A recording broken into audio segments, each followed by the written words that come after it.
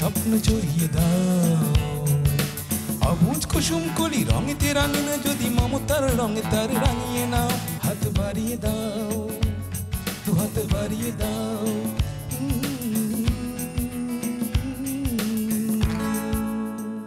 সুপ্রিয় দর্শক, আমন্ত্রণ জানাচ্ছি অটিজম এবং অন্যান্য প্রতিবন্ধিতা নিয়ে RTV নিয়মিত আয়োজন বার্জার পেইন্টস হাত বাড়িয়ে দিলাম অনুষ্ঠানে। আর আপনাদের সাথে আছে আমি সৈয়দা মুনিরা ইসলাম। দর্শক, অটিজম একটি জটিল ধরনের নিউরো ডেভেলপমেন্টাল ডিসঅর্ডার। এর ফলে শিশুর ভাষার বিকাশে, যোগাযোগে, সামাজিকতা সহ নানা ক্ষেত্রে সীমাবদ্ধতার সৃষ্টি হয়। অটিজম যেহেতু একটি জীবনব্যাপী প্রক্রিয়া, তাই এই সীমাবদ্ধতাগুলোকে অটিজম বৈশিষ্ট্য সম্পন্ন ব্যক্তিদেরকে আজীবন বয়ে নিয়ে যেতে হয়। তবে যদি দ্রুত শিশুর অটিজম শনাক্ত করা যায় এবং সঠিক সাপোর্ট দেওয়া যায়, তবে শিশুর উল্লেখযোগ্য উন্নতি হয়। সেক্ষেত্রে অটিজম বৈশিষ্ট্য সম্পন্ন শিশুর সীমাবদ্ধতা ও প্রতিভার জায়গাগুলোকে চিহ্নিত করে সঠিক পরিচর্যা ও প্রশিক্ষণ দিলে অটিজম বৈশিষ্ট্য সম্পন্ন শিশুরা তাদের প্রতিভার স্বাক্ষর রাখতে পারে। এখানে পরিবারের রয়েছে একটি গুরুত্বপূর্ণ ভূমিকা। সঠিক সাপোর্ট পেলে একটি অটিজম বৈশিষ্ট্য সম্পন্ন শিশু কতখানি প্রতিভার স্বাক্ষর রাখতে পারে, সেই বিষয়টি আজকে আমরা তুলে ধরব আমাদের আজকের আয়োজনে। আর এই সফলতার গল্প তুলে ধরতে আজ আমরা স্টুডিওতে আমন্ত্রণ জানিয়েছি একজন সাহসী মা জাকিয়া সুলতানা এবং তার অটিজম বৈশিষ্ট্য সম্পন্ন সন্তান তানভীর মাহাতাব আবিদকে। দর্শক, চলে যাচ্ছি মূল আয়োজনে। আর অনুষ্ঠানের শুরুতেই আপনাদের দুজনকে স্বাগত জানাচ্ছি আমাদের আজকের অনুষ্ঠানে। জাকিয়া আপা, আপনার সন্তান আবিদকে নিয়েই এই যে আপনার বিশেষ পথ চলা, সেই গল্পটাই শুনবো। তবে তার আগে আমি একটু আবিদের সাথে কথা বলে আসি। আবিদ, কেমন আছো তুমি? আবিদ, তোমাদের বাসা কোথায়? বসুন্ধরা। তোমার স্কুলের নাম কি? স্কুল। এই স্কুলটা কোথায়? বসুন্ধরা। বসুন্ধরায়। আবিদ, তোমরা কয় ভাই বোন? 3 ভাই বোন। আবিদ, তোমরা 3 ভাই বোন? 3 ভাই বোন। আচ্ছা, তাসকিয়া, আফিয়া। তার মানে আবিদের আরো দুটো বোন আছে, নাম হচ্ছে তাসকিয়া আর আফিয়া। বোনরা কি আবিদের বড় না ছোট? ছোট। তারাও স্কুলে যায়? যায়নি। আবিদ কোন ক্লাসে পড়ে? ক্লাস 6-এ পড়ি। বড় কে, তাসকিয়া না আফিয়া? আফিয়া। আফিয়া কোন ক্লাসে পড়ে? 4-এ পড়ি। 4-এ পড়ে। আর তাসকিয়া? তাসকিয়া 1-এ পড়ি। 1-এ পড়ে। আচ্ছা আবিদ, তুমি এই পড়াশোনার পাশাপাশি আর কি কি করো? লেখাপড়া করি, ছবি আঁকি। তারপর? গান করি। তো অনেকগুলো কাজ করে, লেখাপড়া করে, গান করে, ছবি আঁকে। ছবি আঁকি। তুমি খেলাধুলা করো না? করি। কোন খেলাটা খেলতে বেশি ভালো লাগে আবিদের? ক্রিকেট। ক্রিকেট। আবিদ, তোমার বন্ধু আছে না? বন্ধু আছে। তাদের নাম কি? উমর, তাহমিম।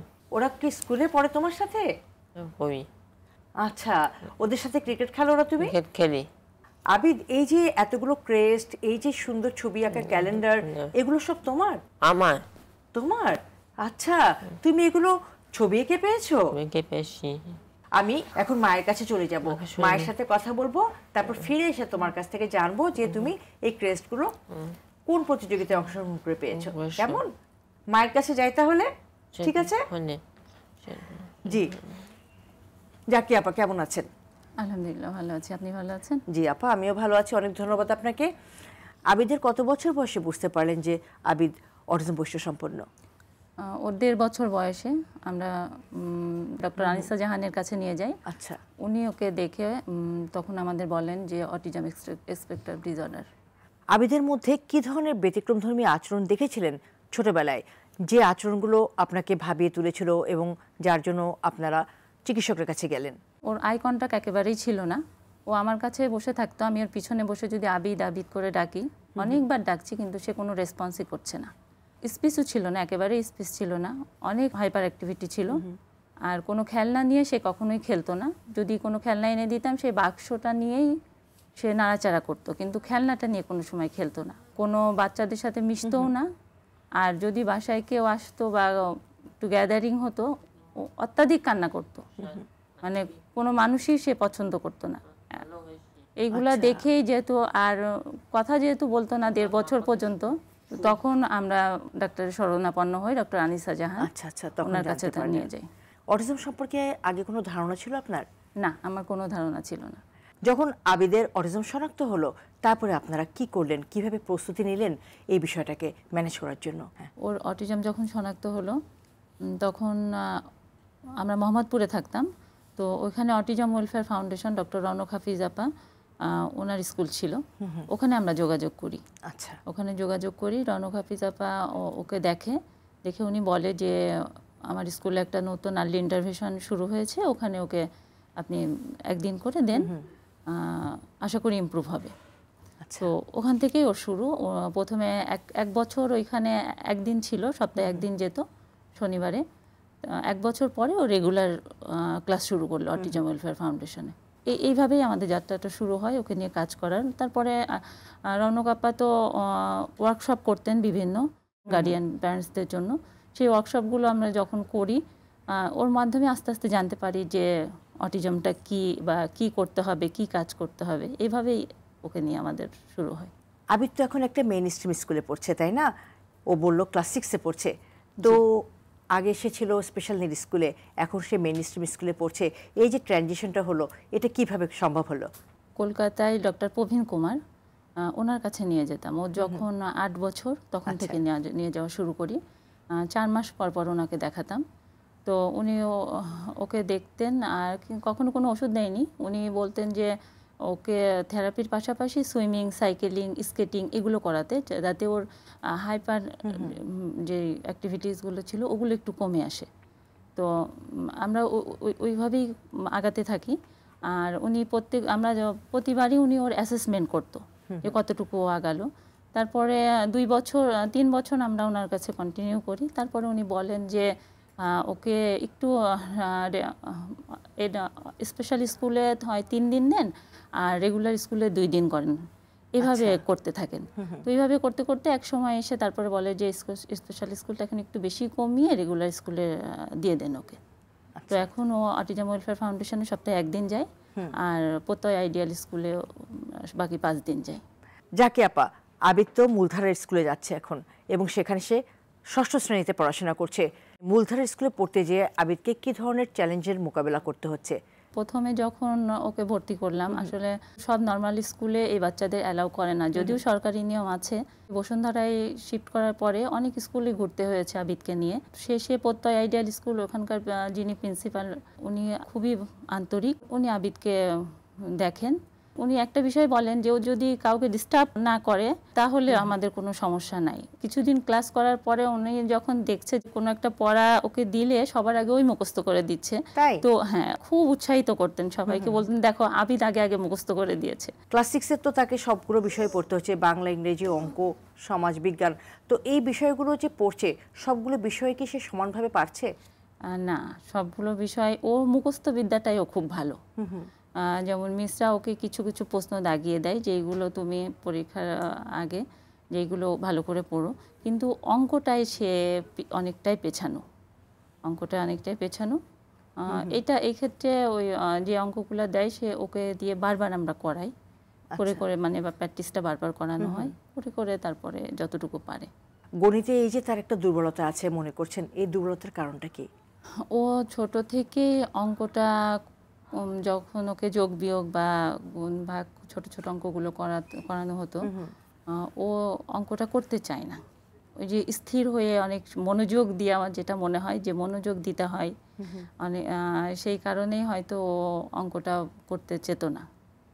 কিন্তু আর আমরাও অত বেশি প্রেশার ওকে কখনোই দিইনি যে জোর করে না করতেই হবে। যতটুকু ও ধারণ ক্ষমতা, যতটুকু নিতে পারে অতটুকুই ওকে করায় অঙ্কটা। বুঝতে পেরেছি।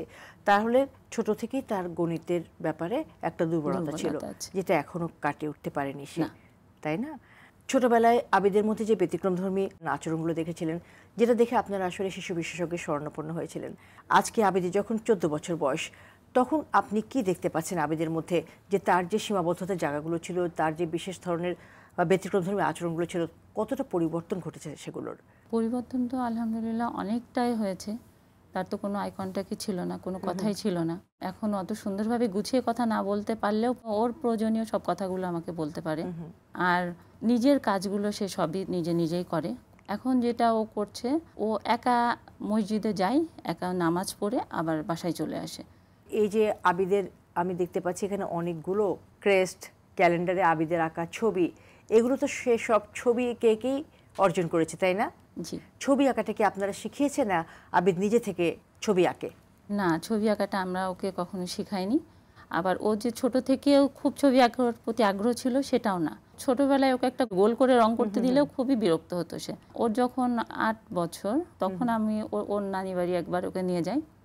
ও নানি বাড়ি অনেক কোয়েল পাখি ছিল। ও প্রতিদিন সকালে উঠে ওই কোয়েল পাখিদের সামনে গিয়ে দাঁড়িয়ে থাকতো, খাঁচার সামনে গিয়ে। তারপরে যখন ঢাকায় চলে আসি সে কোয়েল পাখিগুলোকে খুবই মিস করছিল। তো একদিন দেখি ও খাতায় কোয়েল পাখি এঁকেছে খাঁচা সহ। একে আমাকে বলছে, মা নানি বাড়ি কোয়েল পাখি। তো তখন দেখলাম যে সে সুন্দরভাবে সেই ছবিটা এঁকেছে। এরপর থেকে দেখি যে কোনো একটা জিনিস দেখে আবিদ এঁকে দিতে পারে। তার কিছুদিন পরে অটিজম ওয়েলফেয়ার ফাউন্ডেশন থেকে বার্জার পেন্টসের একটা আর্ট কম্পিটিশন ছিল। তো ওখানে ওর আবিদের একটা ছবি পাঠানো হয়। ওখানে ওর সেরা 10-এর মধ্যে ওর ছবি স্থান পায়। তো ওইটাই ছিল আবিদের শুরু, ছবি আঁকার শুরু। এরপরে তো পরপর 3 বছর আবিদ ওখানে দ্বিতীয় পুরস্কার লাভ করে। তারপরে এই যে বিভিন্ন সরকারি শিশু একাডেমি, শিল্পকলা একাডেমি বা বন অধিদপ্তর, এগুলোতে এখন তো সে অনেক পুরস্কারই আল্লাহর রহমতে পেয়েছে। খুবই ভালো লাগছে শুনতে তার এই অর্জনগুলোর কথা, সফলতার কথা। যখন আপনি দেখেছেন যে আবিদ ছবি আঁকতে পারে তখন কি আপনারা কোনো বিশেষ সাপোর্ট দিয়েছেন তাকে ছবি আঁকার বিষয়ে? হ্যাঁ, যখন ও দেখেছি যে ও ছবি ভালো আঁকছে, ওর এখন আগ্রহ হয়েছে, তখন ওকে ছবি আঁকার একজন টিচার দিয়েছিলাম। আমাদের মনে রাখতে হবে আমাদের অটিজম বৈশিষ্ট্য সম্পন্ন শিশুদের রয়েছে অনেক প্রতিভা, তারা অনেক মেধাবী হয়ে থাকে অনেক ক্ষেত্রে। তবে সেই মেধা বা প্রতিভার জায়গাটাকে খুঁজে বের করতে হয় এবং সঠিক সাপোর্ট দিতে হয়, তবেই আবিদের মতো এমন সফলতা অর্জন করা সম্ভব হয়। আবিদ, তোমার কথা যত শুনছি ততই কিন্তু মুগ্ধ হচ্ছে। তুমি চমৎকার ছবি আঁকো এবং এই ছবি এঁকে এতগুলো পুরস্কার তুমি অর্জন করেছো। তোমার ছবি আঁকার বিষয়ে আরও জানবো, তোমার আঁকার ছবি দেখব। একটা ছোট্ট বিরতি নিয়ে ফিরে কেমন? দর্শক, অটিজম এবং অন্যান্য প্রতিবন্ধিতা নিয়ে RTV নিয়মিত আয়োজন বার্জার পেইন্টস হাত বাড়িয়ে দিলাম অনুষ্ঠানের এই পর্যায়ে নিয়ে নিচ্ছি ছোট্ট একটি বিরতি। ফিরছি কিছুক্ষণের মধ্যেই, আমাদের সঙ্গেই থাকুন।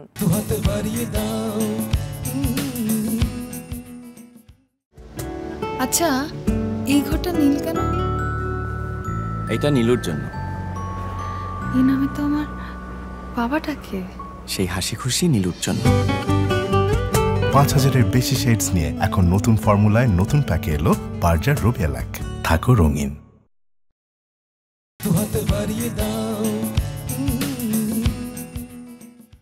দর্শক, বিরতি শেষে আবারও সবাইকে আমন্ত্রণ জানাচ্ছি অটিজম এবং অন্যান্য প্রতিবন্ধিতা নিয়ে RTV নিয়মিত আয়োজন বার্জার পেইন্টস হাত বাড়িয়ে দিলাম অনুষ্ঠানে। দর্শক, আবারও ফিরছি অনুষ্ঠানে। আবিদ, তোমার ছবি আঁকার বিষয় নিয়ে জানতে চাই। তোমার কোন ধরনের ছবি আঁকতে বেশি ভালো লাগে? গ্রামের ছবি। গ্রামের ছবি আঁকতে বেশি ভালো লাগে? গ্রামে কি এমন আছে যে যার জন্য তোমার গ্রামের ছবি আঁকতে বেশি ভালো লাগে? গাছপালা, নদী নালা। এই যে তুমি গাছপালার কথা বলেছো, গাছপালার রং কি হয়? সবুজ। সবুজ। আকাশের? নীল। কোন রংটা আবিদের অনেক বেশি প্রিয়? গোলাপি। গোলাপি রং দিয়ে ছবি এঁকেছো? এঁকেছি। নিয়ে এসেছো আজকে সেই ছবি? নিয়ে এসেছি। আমাদেরকে দেখাবে না? দেখাবে। এই যে ক্রেস্টগুলো দেখতে পাচ্ছি, এই ক্রেস্টগুলো তুমি তো বিভিন্ন প্রতিযোগিতায় অংশগ্রহণ করে ক্রেস্টগুলো পেয়েছো, তাই না? বলো তো দেখি কোন কোন প্রতিযোগিতায় অংশগ্রহণ করে তুমি ক্রেস্টগুলো পেয়েছো আবিদ? বন অধিদপ্তর।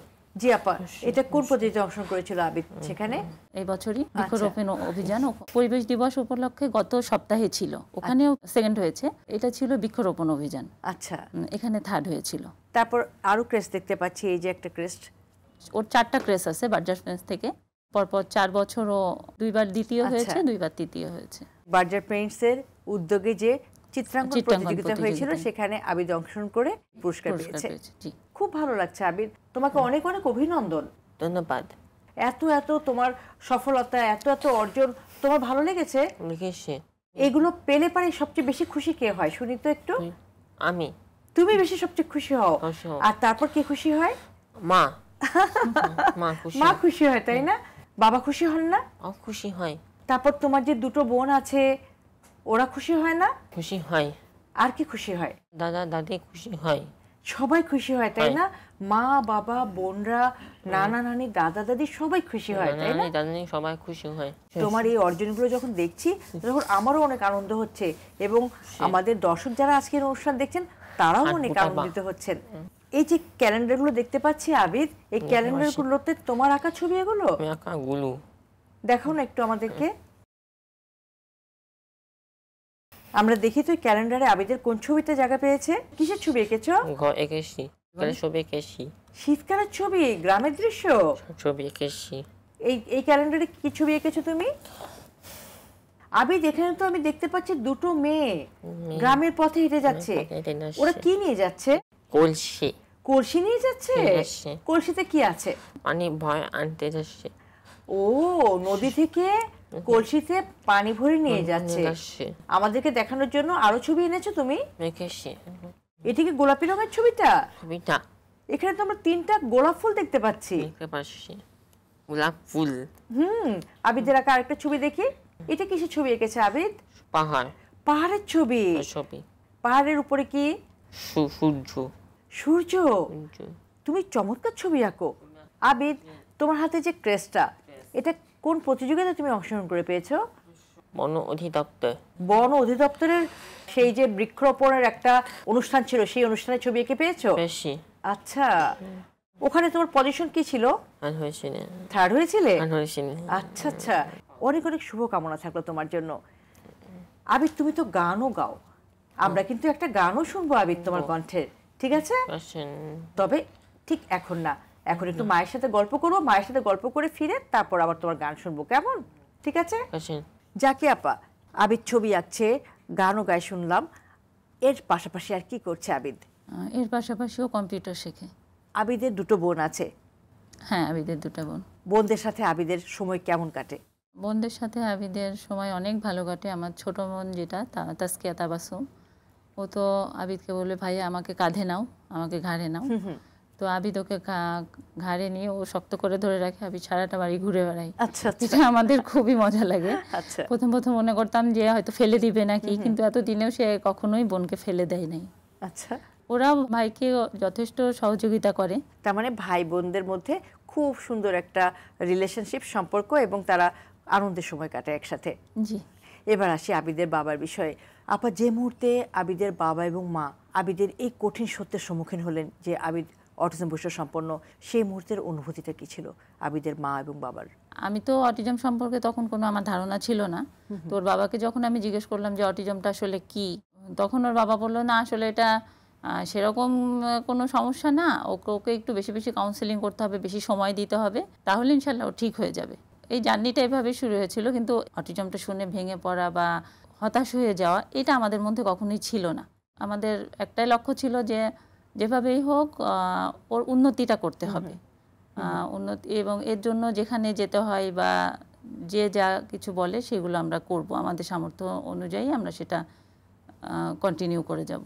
আবিদের সাথে আবিদের বাবার রিলেশনটা খুবই ভালো। বাবা যদি 2 দিনের জন্য কোথাও যায়, সে যাওয়ার সময় শুরু করবে যে বাবা তুমি কোথায় যাচ্ছ আর কবে ফিরবা বাবার জন্য। তাই আবিদ, বাবাকে তুমি অনেক মিস করো তখন? বাবাকে মিস করি। আবিদ, বাবাকে কি বলো তুমি? বাবা উনি বাবাকে তোমাকে বেড়াতে নিয়ে যান? নিয়ে যাই। আর কি বলেন বাবা আবিদকে? ভালো করতে বলেন, ছবি আঁকতে বলেন। কিসের ছবি আঁকতে বলেন? পাহাড়। এই যে তুমি বাবার এত কথা বলছো, বাবা তোমাকে অনেক ভালোবাসেন, তুমিও বাবাকে অনেক ভালোবাসো, চলো আমরা একটু বাবার কাছে চলে যাই, বাবার কথা শুনে আসি। দর্শক, এই মুহূর্তে চলে যাব আবিদের বাবার কাছে, শুনবো অটিজম বৈশিষ্ট্য সম্পন্ন প্রিয় এই সন্তানটিকে নিয়ে এই বাবার ভবিষ্যৎ ভাবনার কথা, ভবিষ্যৎ পরিকল্পনার কথা। তবে তার আগে নিয়ে নেব ছোট্ট একটি বিরতি। দর্শক, অটিজম এবং অন্যান্য প্রতিবন্ধিতা নিয়ে RTV নিয়মিত আয়োজন বার্জার পেইন্টস হাত বাড়িয়ে দিলাম অনুষ্ঠানের এই পর্যায়ে নিয়ে নিচ্ছি ছোট্ট একটি বিরতি। ফিরছি কিছুক্ষণের মধ্যেই, আমাদের সঙ্গেই থাকুন।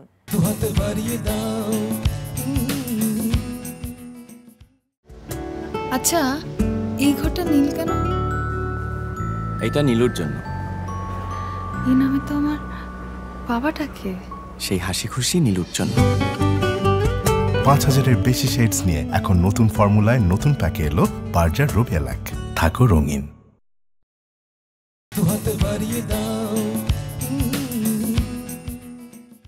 দর্শক, বিরতি শেষে আবারও সবাইকে আমন্ত্রণ জানাচ্ছি অটিজম এবং অন্যান্য প্রতিবন্ধিতা নিয়ে RTV নিয়মিত আয়োজন বার্জার পেইন্টস হাত বাড়িয়ে দিলাম অনুষ্ঠানে। দর্শক, আবারও ফিরছি আয়োজনে এবং চলে যাচ্ছি আবিদের বাবার কাছে। আবিদকে নিয়ে এই বাবার ভবিষ্যৎ ভাবনার কথা শুনতে। দুহাত বাড়িয়ে দাও। আবিদ আমাদের প্রথম সন্তান। একটা শিশু ভূমিষ্ঠ হওয়ার সময় যে স্বাভাবিকতা, এগুলো সবই আবিদের ভিতরে ছিল এবং আবিদের ভিতরে কোনো জটিলতাও ছিল না। আবিদ স্বাভাবিকভাবে যখন বেড়ে উঠতে লাগলো, যখন স্বাভাবিকভাবে একটা স্বাভাবিক বাচ্চা 6 মাস বয়সে যেমন বাবলিং করে, বিভিন্ন রকম শব্দ করে, এইগুলো সে করতো না। এই সমস্যাগুলো সম্বন্ধে জানতাম না। বাবা মা যারা ছিলেন তারা আমাদেরকে বলতেন যে হয়তো এটা ঠিক হয়ে যাবে, সময়ের সাথে সাথে ঠিক হয়ে যাবে। 2 বছর পর্যন্ত আবিদ আসলে কোনো শব্দ করতো না, তার কোনো আই কন্ট্যাক্ট ছিল না তার। 2 বছর পরে আমরা অটিজম ওয়েলফেয়ার ফাউন্ডেশন নামে একটা স্কুলে আমরা গিয়েছিলাম এবং ওই স্কুলে একজন সাইকিয়াট্রিস্ট চেক করার পরে আবিদের অটিজমটা ডিটেক্ট হয়। তো আমাদের তখন থেকে লড়াই শুরু হলো এবং আমরা এই অটিজমের সাথে আমরা পরিচিত হতে লাগলাম। স্কুল, বিভিন্ন গার্ডিয়ান, প্যারেন্টস, আমাদের দেশ বিদেশের বন্ধুদের সাথে কথা বলে আমরা জানতে পারলাম প্রথমে একটা মানুষের যে সমস্ত ট্রেনিংগুলো দরকার স্বাভাবিক জীবনযাপনের জন্য, যেমন টয়লেট ট্রেনিং, তার স্পিচ আসার জন্য বিভিন্ন রকম থেরাপি, অকুপেশনাল থেরাপি, এই থেরাপিগুলো দেওয়া লাগতে লাগলো। ভবিষ্যতে চাই যে আবিদ অন্য 10 জন মানুষের মতো স্বাবলম্বী মানুষের বেড়ে উঠুক। বিশেষ করে তাদের আবিদ এবং আবিদের আরও 2টা বোন আছে, এদের ভিতরে যাতে একটা পারস্পরিক সহমর্মিতার সম্পর্ক থাকে, এটা আমরা ডেভেলপ করার জন্য সবসময় চেষ্টা করি। স্কুলগুলোতে এই ধরনের বাচ্চাগুলো যাতে সহজে ভর্তি হতে পারে এবং স্কুলগুলোর মেন সমস্যা হচ্ছে স্কুলের যারা শিক্ষক তারা এরকম বাচ্চার হ্যান্ডেল করার মতো যথেষ্ট ক্যাপাসিটি তাদের নাই। এইগুলো কারণেই স্কুলের শিক্ষকদেরকেও এই অটিজম সম্বন্ধে জানাতে হবে এবং তাদেরকে ট্রেন করতে হবে। তো আমাদের দেশে অটিজমটা শুধু নগর কেন্দ্রিক না, আমাদের গ্রাম পর্যায়েও এগুলো পৌঁছে গেছে এবং আমাদের গ্রাম পর্যায়ে এখন প্রত্যেকটা বাংলাদেশের প্রত্যেকটা গ্রামে স্কুল আছে। এই স্কুলের শিক্ষকদেরকে যদি ট্রেন করা যায় তাহলে শিক্ষকরা এরকম বাচ্চাদেরকে সোশ্যালাইজেশনের ব্যাপারে অনেক সহযোগিতা করতে পারেন এবং এরাও আমাদের মেইন স্ট্রিমে এই বাচ্চারা আসবে এবং এদের ভবিষ্যৎ এইভাবেই নিশ্চিত করা সম্ভব। আমি আবিদকে ভবিষ্যতে অন্য 10টা মানুষের মতোই স্বাভাবিক জীবনযাপন করবে, এটা আমি আশাবাদী। এটা যেহেতু এই অটিজম এই সমস্যাটা আমাদের সমাজে খুব প্রকট আকারে, আগে আসলেও আমরা দেখছি জিনে ধরা, ভূতে ধরা এরকম পেশেন্ট ছিল, আসলেও তখন এগুলোকে ডায়াগনোসিস হয় নাই, তখন আসলে এগুলো সবই অটিজম। এবং অনেক পরিবারে এই অটিজমের কারণে অনেক বাবা বা মার ভিতরে বিবাহ বিচ্ছেদ হয়, অনেক রকম সমস্যা তৈরি হয়, কিন্তু এটাকে সমাজের 8-10টা সমস্যার মতো মনে করেই এটাকে আসলেও আমাদের মিলিতভাবে লড়াই করতে হবে। এবং এই অটিজম যে প্রবলেমটা, এটা কোনো ব্যক্তির একার না, এটা আমাদের একটা পরিবারের সবার। এখানে হাজব্যান্ড এবং ওয়াইফ সবাইকেই এটার বিরুদ্ধে লড়াই করার জন্য নিজেদের ভিতরে ইউনিটি তৈরি করতে হবে। এবং একজন অটিজম আক্রান্ত একটা শিশুর কে অবজারভেশন, আমার চিন্তাটাকে আমি যদি তার ভিতর কাজে লাগাতে পারি, আমার ওয়াইফের চিন্তাটা যদি তার ভিতর কাজে আসে, তাইলেই সম্ভব ওই শিশুটাকে মেইন স্ট্রিমে নিয়ে আসা। অটিজমে আক্রান্ত একটা শিশু, তাকে সাপোর্ট দেওয়া শুধু একটা পরিবারের পক্ষে সম্ভব নয়, এইটাকে আমাদের সোশ্যাল একটা প্রবলেম মনে করেই সবাইকে সাপোর্ট দিতে হবে, বিশেষ করে রাষ্ট্রকে এগিয়ে আসতে হবে এবং আমাদের সমাজে অন্য যে সমস্ত সোসাইটির যে সমস্ত অর্গানাইজেশনগুলো আছে তাদেরকেও এর সাথে ইনভলভ হতে হবে। আমাদের এই অটিজম আক্রান্ত বাচ্চাদেরকে কীভাবে সোশ্যালাইজ করা যায়, তাদেরকে কীভাবে এম্পাওয়ার করা যায়, তাদেরকে কীভাবে এমপ্লয়মেন্ট করা যায়, এই ব্যাপারগুলো সবার মাথায় রাখতে হবে এবং এইভাবে আগালেই আমরা এই অটিজমের বিরুদ্ধে যুদ্ধে আমরা জয়লাভ করতে পারবো, অথবা এটাকে একটা স্থিতিশীল অবস্থায় আনতে পারবো।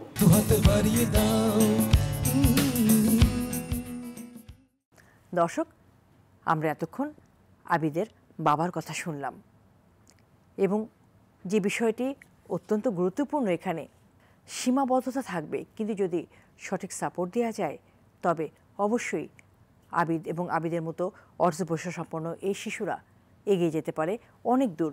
তার জন্য পরিবার, সমাজ এবং রাষ্ট্র যদি এগিয়ে আসে এবং সঠিক দায়িত্বটি পালন করে তবে আবিদদের জন্য এগিয়ে যাওয়াটা অনেক সহজ হয়। আবারও ফিরছি আবিদের মায়ের কাছে। আপনার পরিকল্পনা কি আবিদকে ঘিরে? যেহেতু রেগুলার কারিকুলামে পড়াশোনা করছে, আমাদের পরিকল্পনাও যতদূর পারে এগিয়ে যাক। আর যেহেতু ভালো ছবি আঁকে এবং ছবি আঁকার প্রতি ওর একটা আগ্রহ আছে, তো আমরা চাইবো যে ও ভবিষ্যতে এটা নিয়েই কাজ করুক, একজন দক্ষ চিত্রশিল্পী হোক। আর এর পাশাপাশি তো গান করে, কম্পিউটার শেখে।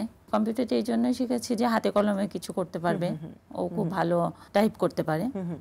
ওর ভবিষ্যৎ এটাই আমাদের পরিকল্পনা। আপা, আবিদকে নিয়ে পথ চলাটা তো এতটা সহজ ছিল না, তাই না? এই পথ চলতে যেতে আপনাকে অনেক চ্যালেঞ্জ মোকাবেলা করতে হয়েছে। চ্যালেঞ্জগুলো কি ছিল, আর ঠিক এই মুহূর্তে কি ধরনের চ্যালেঞ্জ আপনাকে মোকাবেলা করতে হচ্ছে? আসলে একটা বাচ্চার যখন অটিজম ধরা পড়ে তখন তার প্যারেন্টসকে সর্বপ্রথম যে প্রতিবন্ধকতার সম্মুখীন হতে হয় সেটা হলো নিজের ফ্যামিলি থেকে, নিজের কাছের মানুষগুলোতে থেকে। তো এই কাছের মানুষগুলো কেন জানি কিছুতেই মেনে নিতে পারে না এই বাচ্চাগুলোকে, বিশেষ চাহিদা সম্পন্ন বাচ্চা, এর আচরণগুলোকে বিভিন্ন নানারূপ মন্তব্য করে। তো আমরাও এর বাইরে ছিলাম না, আমাদের নিয়েও অনেক মন্তব্য করা হয়েছে, আবিদকে নিয়েও করা হয়েছে, কিন্তু এগুলোকে কখনো গুরুত্ব দিইনি। যত বেশি মন্তব্য করা হয়েছে, যত বেশি প্রতিবন্ধকতার সম্মুখীন হয়েছে, তত বেশি জেদটা আরও চেপে বসেছে যে আজকে আমার ছেলেটাকে নিয়ে আপনারা লজ্জা পাচ্ছেন বা ওর পরিচয় দিতে লজ্জা পাচ্ছেন, ওকে নিয়ে বের হতে লজ্জা পাচ্ছেন। তো একদিন আমি এই বাচ্চাটাকে এমন জায়গায় নিয়ে যাব যখন আপনাদেরই গর্ব হবে। তো এই জিনিসটা সবসময় আমাদের ভিতরে কাজ করেছে। আর ঠিক বর্তমানে আপা কি কি চ্যালেঞ্জ মোকাবেলা করতে হচ্ছে আপনাকে আবিদকে নিয়ে পথ চলতে? অটিজম সম্পন্ন শিশুদের তো অনেক লালন পালন অনেক ব্যয় সাপেক্ষ, এদের বিভিন্ন থেরাপি দিতে হয়। স্পেশাল নিড বাচ্চার জন্য স্পেশাল নিড টিচার রাখলে সেখানেও একটা বড় খরচ আছে। তারপর আবার স্কুলেরও একটা খরচ আছে। সব কিছু মিলিয়ে একটা বড় অংশ ওর পিছনে আমাদের ব্যয় করতে হতো। স্বাভাবিক। তো সেই ক্ষেত্রে আমি আবিদের বাবাকে কখনো না বলতে শুনিনি। মানে আমি যখন যেখানে যেতে চেয়েছি, যখন যেটা করতে চেয়েছি, সে একবারই আমাকে সাপোর্ট করেছে, সমর্থন দিয়েছে, সব বিষয়ে সহযোগিতা করেছে সে। আবিদের যেহেতু ও কথাগুলো খুব সুন্দর করে গুছিয়ে বলতে পারে না, ওইটার দিকে গুরুত্ব দিচ্ছি যে নিজের কথাগুলো একটু সুন্দর করে গুছিয়ে বলতে পারুক। আর ওর মধ্যে যেহেতু অস্থিরতাটা আছে, অস্থিরতা কমানোর যেই জিনিসগুলো এক্সারসাইজ, সেগুলোর প্রতি বেশি গুরুত্ব দিচ্ছি। আর যোগাযোগে সীমাবদ্ধতা রয়েছে আবিদের, বড় ধরনের একটা সীমাবদ্ধতা রয়েছে। এটা দেখতেই পাচ্ছি। আবিদ কিন্তু আসলে না ডাকলে বা ওকে জোর না করলে তাকিয়ে কথা বলছে না। আর ওর যদি কোনো কিছু প্রয়োজন হয় তখনই ও এসে কথা বলে। কেন আমার সন্তানটি অটিজম বৈশিষ্ট্য সম্পন্ন সন্তান হলো, কেন আমার সন্তানটি স্বাভাবিক বা সাধারণ শিশুদের মতো হলো না, এই ভাবনাটা কি কখনো মনে এসেছে? একেবারে আসেনি তা না। যখন আমার মেয়েদের স্কুলে যাই, ওর পাশেই তো আদমজি, তো তখন খুব ফিল করি যে আমার ছেলেটা যদি সুস্থ হতো, মেয়ে দুইটা শহীদ আনোয়ারে পড়ে, ছেলেটা আদমজিতে পড়তো, অনেক ভালো লাগতো। ওর বয়সী ছেলেগুলো যেভাবে হেঁটে যায়, মজা করে, খেলা করে, তখন একটু খারাপ লাগে আমার। কিন্তু ভালো লাগার জায়গা এটাই যে আমার ছেলেটা যদি অটিজম বৈশিষ্ট্য সম্পন্ন না হতো, তাহলে এই হাজারো মায়ের কষ্টটা আমি বুঝতাম না। আমি তো জানতামই না যে অটিজমটা কি। তখন আমরা যেই প্রতিবন্ধকতাগুলোর সম্মুখীন হই, আমিও হয়তো অন্য মাকে সেই রকম পরিস্থিতিতেই ফেলতাম, কারণ আমি তো অটিজম সম্পর্কে কিছু জানতামই না। তো এটা আমার খুব ভালো লাগে যে আল্লাহ আমাকে এরকম একটা সন্তান দিয়েছে বলেই আমি জানতে পেরেছি যে আলাদা একটা জগৎ আছে এদের, বা এরকম অটিজম বৈশিষ্ট্য সম্পন্ন বাচ্চা, এদের মায়ের কষ্টটা কি, সেটা আমি এই বাচ্চাটার মাধ্যমে বুঝতে পেরেছি। আর আরেকটা জিনিস হলো, আল্লাহ বলেছেন যে যতটুকু ভার সে নিতে পারে তার উপরে ততটুকু ভার অর্পণ করি। তো নিশ্চয়ই আমার মধ্যে সেই যোগ্যতাটা আছে যে এই বাচ্চাটাকে আমি সেভাবে এগিয়ে নিয়ে যেতে পারবো, এই জন্যই আল্লাহ আমাকে ওই বাচ্চাটাকে দিয়েছেন। আর এরা তো নিষ্পাপ শিশু, এদেরকে যদি আমরা ঠিকমতো সঠিকভাবে টেক কেয়ার করি, সঠিকভাবে গাইড করি, তাহলে মানে দুনিয়াতে তো পাবোই, আখিরাতেও আমাদের জন্য নিশ্চয়ই কিছু আল্লাহ রেখেছেন, ভালো কিছু রেখেছেন। জাকিয়া আপা যেমনটি বলছিলেন যে সত্যি তাই, আবিদ যদি জাকিয়া আপার জীবনে না আসতো, তবে কিন্তু জাকিয়া আপা এই জগতের সম্পর্কে কিছুই জানতেন না। অজানা থেকে যেত বিশাল একটা জগৎ, যে জগতের বাসিন্দারা সব নিষ্পাপ। জাকিয়া আপা, সন্তানকে ঘিরে তো অনেক স্বপ্ন, তাই না? কোন স্বপ্নটা সফল হলে আপনি অনেক বেশি খুশি হবেন? যখন দেখবো আবিদ সুন্দরভাবে যোগাযোগ করছে সবার সাথে, আর সামাজিক যোগাযোগে ওর আর কোনো প্রতিবন্ধকতা নেই, সবার সাথে সুন্দরভাবে মিশতে পারছে, তখন আমি মনে করব যে আমি সব কিছুই পেয়ে গিয়েছি। আপনার অটিজম বৈশিষ্ট্য সম্পন্ন সন্তান আবিদকে ঘিরে একটা ভালো লাগার অভিজ্ঞতার কথা এবং একটা কষ্টের অভিজ্ঞতার কথা যদি শেয়ার করেন আমাদের দর্শকদের সাথে। ভালো লাগার অভিজ্ঞতা তো আবিদকে নিয়ে অনেক আছে, কারণ তার অনেক পুরস্কার আছে। তার জন্যে আজকে আমি এই RTV-তে এসেছি, আপনার সাথে কথা বলতে পারছি। আবিদ ছোট থেকেই তো আমার কথা খুব শোনে। ও তো অনেক অস্থির ছিল। ওর ইনচার্জ ছিলেন জেসমিন আপা, উনি এসে আমাকে বলতেন যে আপা আবিদ আমাকে চরকার মতো ঘুরিয়ে নিয়ে বেড়ায়, কিন্তু আপনি যখন আসেন ও একদম চুপচাপ শান্ত হয়ে বসে থাকে। তো আপনার একটা স্ট্যাচু বানিয়ে আমরা এখানে টাঙিয়ে দিব যাতে আবিদ আর অস্থিরতা না করে। অনেক মজার মজার ঘটনা আবিদকে নিয়ে আমার আছে। দুঃখজনক ঘটনা সেগুলো অনেক আছে। একদিন আবিদকে নিয়ে আমি গিয়েছিলাম শপিংয়ে। ও খুব বই পছন্দ করে। কেউ একজন বই কিনে রেখেছে, ও সেটাতে একটু হাত দিয়েছে। তখন ও অনেক ছোট, হয়তো 4 কি 5 বছর বয়স। তো বইটা হয়তো একটু ছিঁড়ে গিয়েছে বা পলিথিনটা উপর থেকে উঠে গিয়েছে। তো লোকটা অনেক চিৎকার চিল্লামিল্লি করছে। একসময় সে বলল যে এরকম বাচ্চাকে আপনারা বাইরে বের করেন কেন? একে আপনারা ঘরের ভিতরে আটকে রাখতে পারেন না? আমার যদি এরকম বাচ্চা হতো আমি তো সাথে সাথেই মেরে ফেলতাম। এই যে এই কষ্টের অনুভূতি এটাই। সবশেষে যেটা আপনার কাছে জানতে চাই সেটা হচ্ছে আবিদের মায়ের মতো এমন সাহসী মা হতে হলে কি করতে হবে? সর্বপ্রথমে আমাকে আমার বাচ্চার যে সীমাবদ্ধতা আছে এটা আমাকে মেনে নিতে হবে। বাচ্চাটাকে সবার মাঝে নিয়ে যেতে হবে, সবার সাথে যোগাযোগ করাতে হবে, প্রশিক্ষণ দেওয়ার সাথে সাথে এদের কোয়ালিটি টাইম এদের প্রতি দিতে হবে। দর্শক, আবিদ অনেকক্ষণ ধরে বসে আছে, এবারে চলে যাব আবিদের কাছে, শুনবো আবিদের কণ্ঠে একটি গান। আবিদ, আমরা গান শুনবো এবার তোমার। শুনবো। কোন গানটা শোনাবে তুমি আমাদেরকে? তুমি সূর্যোদয় তুমি, এই গানটা শোনাবে? এটা তো একটা সুন্দর দেশাত্মবোধক গান, তাই না? আমরা শুনি তাহলে। সূর্যোদয় তুমি, সূর্যাস্তেও তুমি, ও আমার বাংলাদেশ প্রিয় জন্মভূমি, ও আমার বাংলাদেশ প্রিয় জন্মভূমি। সূর্যোদয় তুমি, সূর্যাস্তেও তুমি, ও আমার বাংলাদেশ প্রিয় জন্মভূমি, ও আমার বাংলাদেশ প্রিয় জন্মভূমি। আবিদ, তোমাকে অনেক ধন্যবাদ। দর্শক, আমাদের বাংলাদেশটা আমাদের আবিদ এবং আবিদের মতো সকল বিশেষ চাহিদা সম্পন্ন শিশুদের জন্য একটি প্রিয় জন্মভূমি হয়ে থাকুক। আমরা যেন সবাই মিলে তাদের এই প্রিয় জন্মভূমিকে তাদের বাস উপযোগী, তাদের জন্য একটি নিরাপদ সম্মানজনক বাসস্থানে পরিণত করতে পারি। দর্শক, পরিশেষে আবিদ এবং আবিদের মতো সকল অটিজম সম্পন্ন ব্যক্তিদের প্রতি শুভেচ্ছা, শুভকামনা এবং ভালোবাসা জানিয়ে আজকের মতো এখানেই শেষ করছি অটিজম এবং অন্যান্য প্রতিবন্ধিতা নিয়ে RTV নিয়মিত আয়োজন বার্জার পেন্টস হাত বাড়িয়ে দিলাম অনুষ্ঠান। দেখা হবে আগামী পর্বে। সে পর্যন্ত সবাই ভালো থাকুন, সুস্থ থাকুন, RTVর সঙ্গেই থাকুন। স্বপ্ন জড়িয়ে দাও অবুঝ কুসুম কলি রঙেতে রাঙিয়ে, যদি মমতার রঙে তার রাঙিয়ে নাও।